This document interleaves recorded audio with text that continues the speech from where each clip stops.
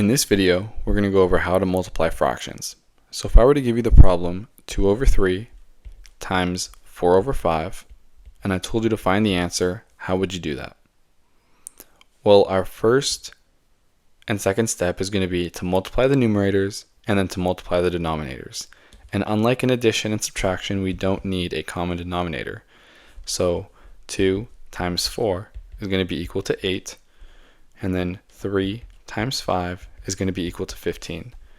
And so that's going to be the answer for our fraction, 8 over 15.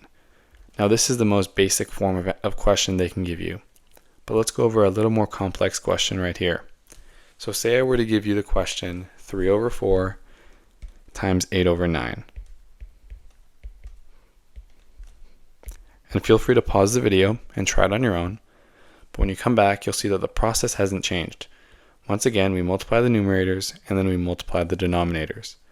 So 3 times 8 is equal to 24. And that's going to be our numerator.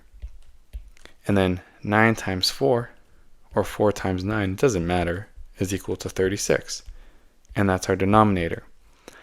But teachers will often ask you for the fraction to be in lowest common form. They want it to be reduced. They want you to reduce the fraction. So now we need to find a common factor that we can divide both the numerator, which is 24, and the denominator, which is 36. So we can see that they're both even numbers, so we should be able to divide them both by 2. So if we divide the numerator by 2, we're going to get 12. And then if we divide the denominator by 2, we're going to get 18.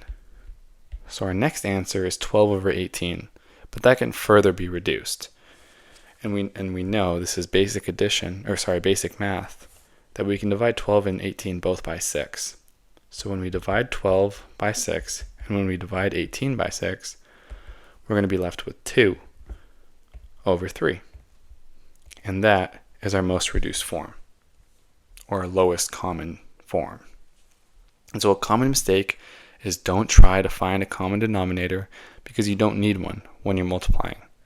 I hope this video helped. Thank you.